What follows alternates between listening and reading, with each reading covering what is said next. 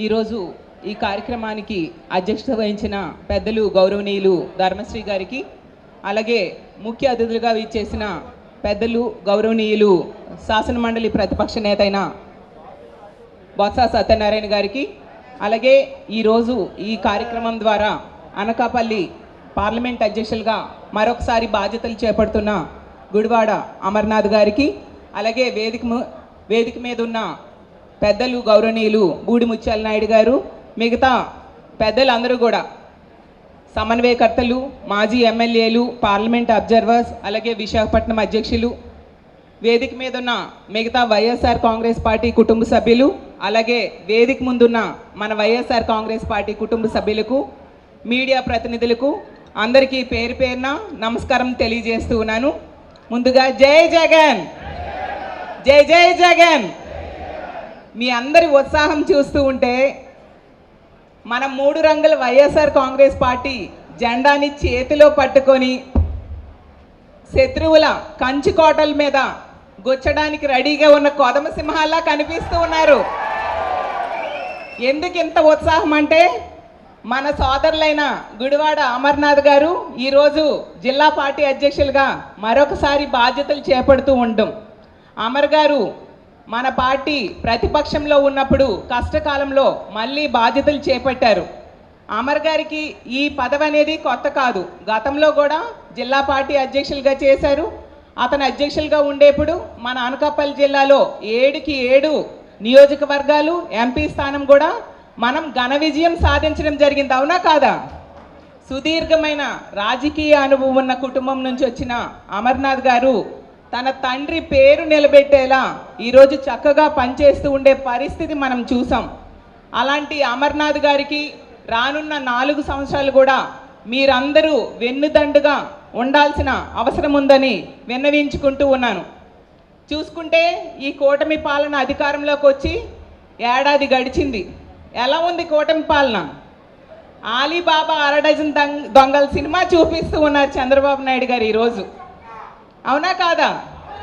ఆ రోజు జగనన్న పాలనలో రామరాజ్యంలో ఉంటే మన రాష్ట్రం, ఈరోజు చంద్రబాబు నాయుడు గారి పాలనలో రాక్షస రాజ్యంలో ఉండే పరిస్థితి మనం చూస్తూ ఉన్నాం.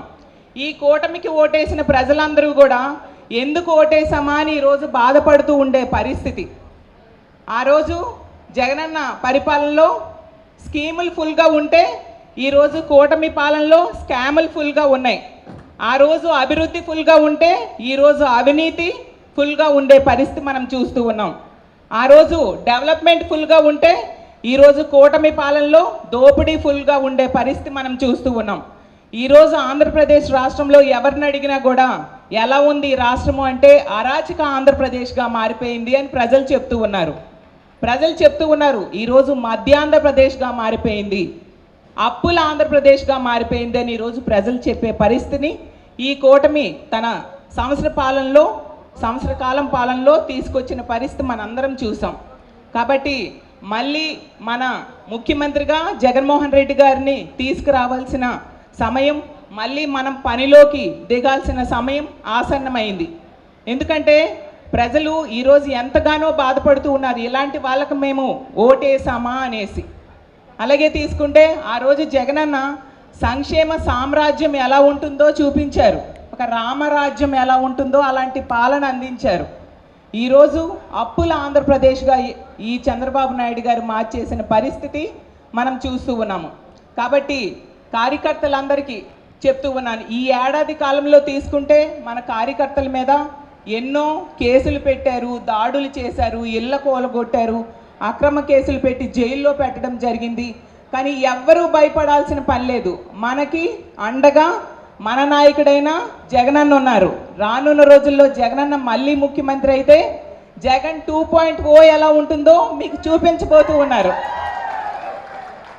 కార్యకర్తల రక్తం కళ్ళ చూసిన వాళ్ళకి కళ్ళల్లో రక్త కన్నీరు ఎలా ఉంటుందో రానున్న రోజుల్లో మనం చూపిస్తాం. అవునా కాదా? మన కార్యకర్తల నరాల్లో కత్తులు దించుతూ ఉన్నారు. అలాంటి వాళ్ళకి రానున్న రోజుల్లో నరాన నరకం ఎలా ఉంటుందో మళ్ళీ మనం చూపించబోతున్నాం. కాబట్టి మీరందరూ ధైర్యంగా ఉండి ప్రజా సమస్యల మీద ప్రజల తరపున పోరాడదాం. ఖచ్చితంగా జగన్ అనే నేను అనే ఈ దేశమంతా రీసౌండ్ వచ్చేట్టుగా మళ్ళీ మారుమ్రోగేట్టుగా చేయడానికి ఈ రోజు నుంచి కూడా నడుం బిగిద్దామని తెలియజేసుకుంటూ ఇంత చక్కటి కార్యక్రమాన్ని ఏర్పాటు చేసిన గుడివాడ అమర్నాథ్ గారికి బాధ్యతలు చేపడుతున్నందుకు మరొకసారి అభినందనలు తెలియజేసుకుంటూ శుభాకాంక్షలు తెలియజేసుకుంటూ సెలవు తీసుకుంటున్నా. జై జగన్, జై జై జగన్.